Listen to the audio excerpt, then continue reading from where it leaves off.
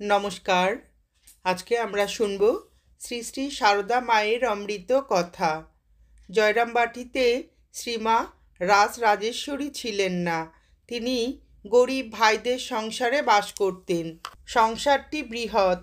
পরিবারের মধ্যে নিত্য অশান্তি লেগে থাকত। সর্বকনিষ্ঠ ভাই ছাড়া অন্য ভাইরা অশিক্ষিতই ছিলেন।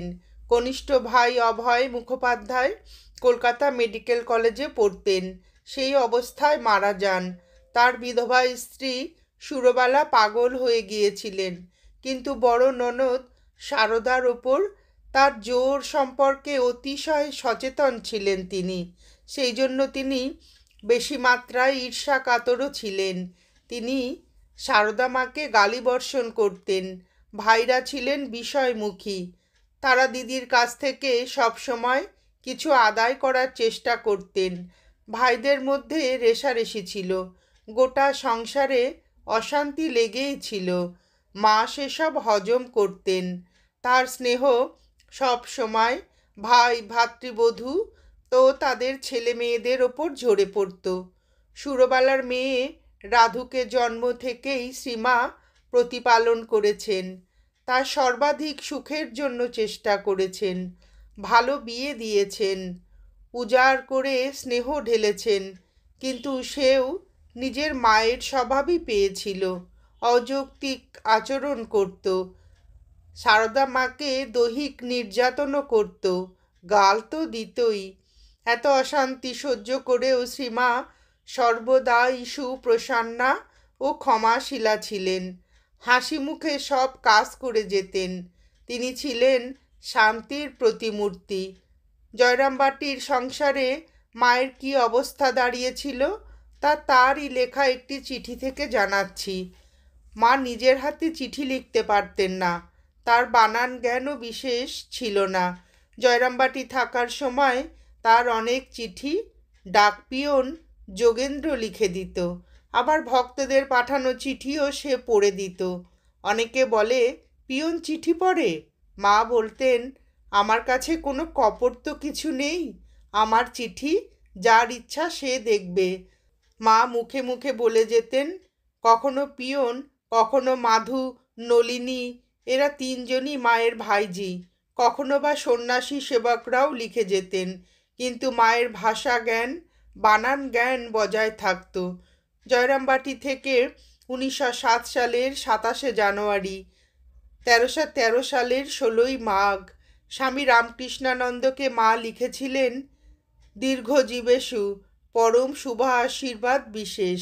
বাবা জীবন, তোমার এক পত্রে প্রাপ্ত সমস্ত জ্ঞাত হইয়াছি। আর উপস্থিত বাবা জীবন, আমি অতিশয় বিপদাপন্ন হইয়াছি।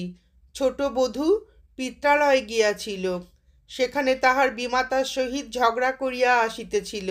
কিন্তু তাহার পিতা তাহাকে মারধর করিয়া গহনার বাক্সটি কাড়িয়া লয়। গহনা প্রায় 5 সহস্র টাকার হইবে। কিছুতেই গহনা আর দিতে চায় না। তিনি বলিতেছেন যে গহনা কাকে দিব? মেয়ে আমার পাগল। মেয়ে না ভালো হইলে গয়না দিব না। উক্ত বধূ অতিশয় কাঁদাকাটা করিতেছে। আমি যে কি করি তাহার উপায় স্থির করিতে পারি নাই। নালিশ করিবার উপায় নাই, কারণ পাগল কি বলিতে কি বলে, ইতি এখানকার কুশল। আমি ভালো আছি। তোমার মঙ্গল ঈশ্বরের নিকটে প্রার্থনা। জয়রামবাটি, 16ই মাঘ। তোমার মাতা, জয়রামবাটি। এই গয়নার দাম ছিল 500 টাকা, 5 সহস্র নয়। পত্রটির ভাষা ও বানান অবিকল রাখার জন্য এই লেখা। এই পত্র তবু দক্ষ হাতে লেখা। অন্য অনেক পত্রের ভাষা ও বানান আরও শোচনীয়। উল্লিখিত পত্রটি লেখার সময় 1907 সালেও সারদা মায়ের কোনো পরিচিতি ছিল না। কয়েকজন ভক্ত শুধু তাকে জানত। সাংবাদিক সত্যেন্দ্রনাথ মজুমদার লিখেছেন, স্পষ্ট মনে আছে, 1907 সালের পুজোর পর একদিন সন্ধ্যায় বাগবাজারে গিয়ে শ্রী মায়ের চরণ দর্শন করি। ঠাকুর ঘরে একখানি আসনে মা পা ছড়িয়ে বসেছিলেন। মাথায় অবগুণ্ঠন, মুখের আদলটা একটু দেখা গেল। তারপর প্রণাম করে বেরিয়ে এলাম। তখন আমার বয়স 13 বৎসর। তখন মার কথা বড় বেশি প্রচার ছিল না।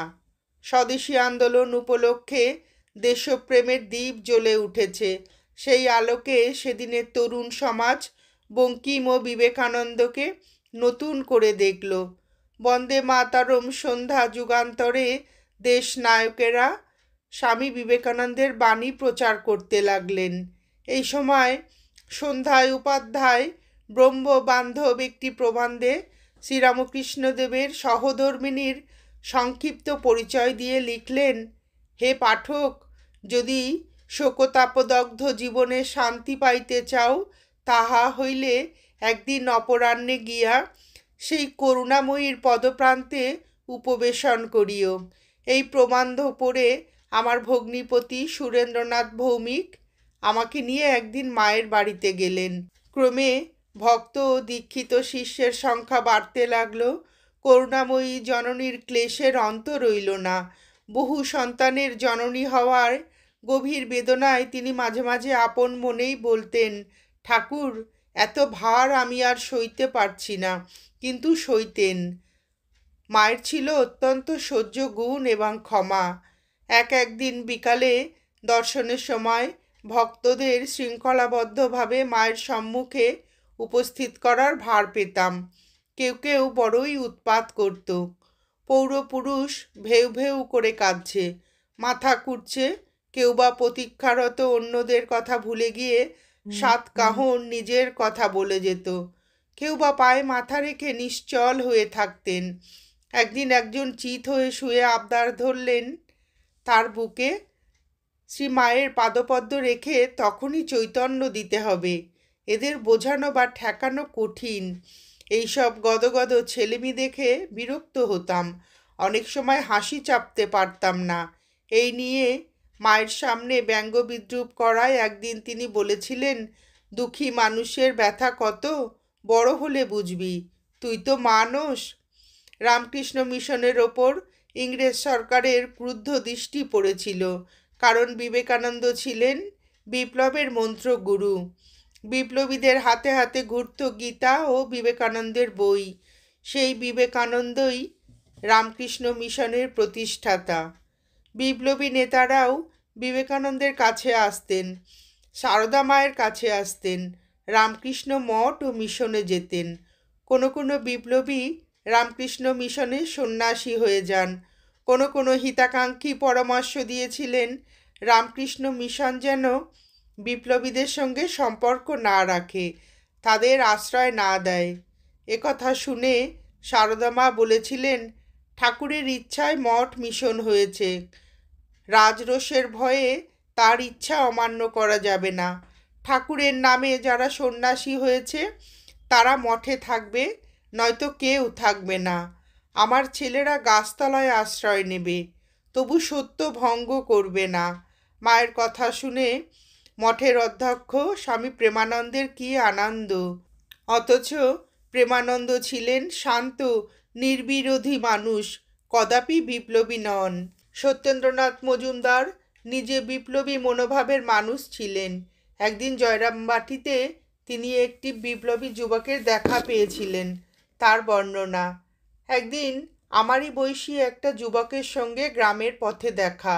বিষ্ণুপুর থেকে হেঁটে এসেছে, ব্যায়ামপুষ্ট বলিষ্ঠ দেহ, মাথায় ঝাঁকড়া চুল, দুচোখ জবা ফুলের মতো লাল। শুধালো, মার বাড়ি কোনটা বলতে পারেন? আমি সেখানেই এসেছি, আমার সঙ্গে আসুন। নাম জিজ্ঞাসা করতেই সে উচ্চ হাস্য করে উঠল, নাম? আমার নাম নেই, গোত্র নেই, বংশ নেই। আমি মায়ের পূজার বলি, কেবল উৎসর্গের অপেক্ষায়। ভক্তের বিচিত্র স্বভাব। নিস্তব্ধ হলাম। উন্মাদ নয়। মার সম্মুখে দাঁড়ালো। তিনি স্নান করে আসতে বললেন। শোনামাত্র পুকুরে ডুব দিয়ে এলো। মার পাশে বসে ডালায় করে মুড়ি জিলিপি খেতে লাগলো শান্ত শিশুর মতো। আদর করে মা গায়ে হাত বুলিয়ে বললেন, এইবার জল খাও বাবা।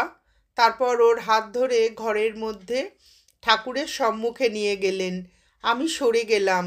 কি কথা হলো জানি নে, তবে বুঝলাম মা ওকে দীক্ষা দিলেন। দুপুরে অন্নপ্রসাদ পেয়ে ছেলেটি ঘুমিয়ে পড়ল। গভীর নিদ্রা। পরে মা বলেছিলেন, এবার ওর শেষ জন্ম, এরা এমন অশান্ত হয়। বিকেলে দুজনে বেড়াতে বেরুলাম। এই বয়সে অন্তরঙ্গ হতে দেরি হয় না। স্নিগ্ধ শান্ত কণ্ঠস্বর, উগ্র উত্তেজনা নেই। বলে চলল, আজ আমার নবজন্ম, কি না শেষ জন্ম। একটা অসম সাহসিক কিছু করে দেশ জননীর পায়ে জীবন বলি দেওয়া হলো না, বিশ্ব জননীকে সব সঁপে দিলাম। এই যুবক ছিল ক্ষুদিরামের ধারার বিপ্লবী। ইংরেজকে গুলি করতে তার হাত কাঁপত না, কিন্তু অন্তরে ছিলেন তিনি সন্ন্যাসী। রামকৃষ্ণ মিশনের মুঙ্গেরে প্লেগ সেবা কার্যে যোগ দিয়ে সে নিজেই প্লেগে মারা গিয়েছিল। মৃত্যু ভয় তার ছিল না। সারদা মা ছিলেন এই সবারই মা, গৃহীর, সন্ন্যাসীর, ডাকাতের, অপরাধীর, অধপতিতের, পুরুষের, নারীর, বালকের, বালিকার, দুঃখীর, দরিদ্রের, বঞ্চিতের, তাপিতের, সবার মা। কাউকে তিনি ফিরিয়ে দেননি। সবার সব পাপ তিনি ক্ষমা করে দিয়েছেন। অপরের পাপের বোঝা নিজের মাথায় নিয়ে ওই ব্যক্তিকে মুক্ত করে দিয়েছেন। তিনি সর্বকালের সর্বজনের করুণাময়ী মা। তখনও ছিলেন, আজও আছেন, ভবিষ্যতেও থাকবেন। প্রবাজিকা মোক্ষ প্রাণার কাছে শোনা একটি কাহিনী বলেই শেষ করছি। উত্তর 24 পরগনার একটি গ্রাম থেকে এক প্রবীণা মহিলা শাকসবজির ডালা নিয়ে বাসে করে রোজ শ্যামবাজারে 5 মাথার মোড়ের কাছে ফুটপাতে বসে। তার ওই জিনিসগুলি বিক্রি করে, ওই তার জীবিকা। একদিন আসার পথে বাসে বসে তারই পাশে আর একজন প্রবীণ মহিলা এসে বসলেন। মনে হলো বেশ সম্ভ্রান্ত, পরিষ্কার সাদা কাপড় পরনে, মুখটি হাসি হাসি। ওই মহিলাই যেচে আলাপ জমিয়ে তুললেন। কোথায় যাবে, বাড়িতে কে কে আছে, এই ডালার শাকসবজি নিয়ে কি করবে। বড় মিষ্টি কথাগুলি। সব শোনার পরে মহিলা বললেন, দেখো, আমার বাড়ি বাগবাজার। মায়ের বাড়ি বললে সবাই দেখিয়ে দেবে। একদিন এসো, আমাকে এইসব শাকসবজি দিয়ে যাবে। বলে বাস এক জায়গায় থামলে ওই প্রসন্ন বদনা মহিলা নেমে গেলেন।